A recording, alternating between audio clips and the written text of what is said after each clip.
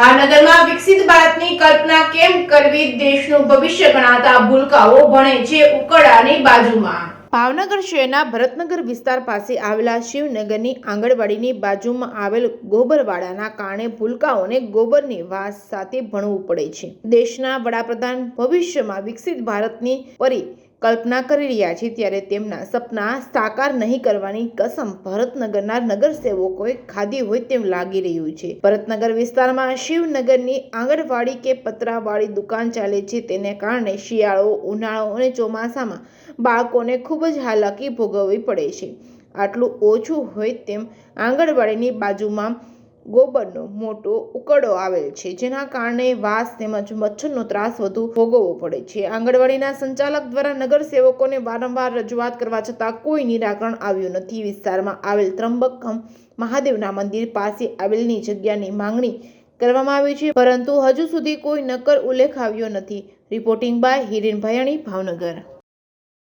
શિવનગર વિસ્તારમાં આવેલી શિવનગર 151 આંગણવાડીમાં તે નાના ભૂલકાઓને આપ જોઈ રહ્યા છો। અહીંયા કેટલા લગભગ 50 જેટલા ભૂલકાઓ અહીંયા છે, પણ એ આંગણવાડી નથી, દુકાન છે। દુકાનને લીધે બાળકોનું ભવિષ્ય જેને કહેવાય, ગમે ત્યારે શિયાળો, ઉનાળો, ચોમાસુમાં બાળકો અહીંયા ઠંડી હોય, વરસાદનું વાતાવરણ હોય કે ગરમી હોય, એ પતરા નીચે આ એક પતરાવાળી દુકાનમાં અહીંયા જેને કહેવાય ને રમે છે અને ભણે છે। પણ આ લોકોની આંગણવાડીના સંચાલકે ધારાસભ્ય સુધી પણ આ વાત પહોંચાડી છે, અહીંના વિસ્તારના નગરસેવકોને પણ કીધું છે। ત્યારે એમને પણ કહેવામાં આવ્યું કે ભાઈ તમે મકાન ગોતો, જવાબદારી તમારી છે, સંચાલક તરીકે આંગણવાડી વિસ્તાર એ સંભાળે છે, તો એનો મતલબ એવો થાય કે બધું એને જ તે કરવાનું હોય। આ સંસ્થાની જવાબદારી ખાલી બાળકોને ભણાવવાની છે।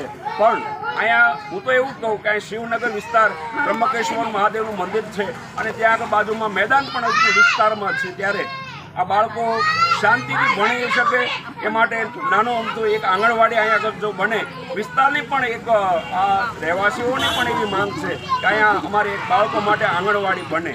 તો મારી તો એક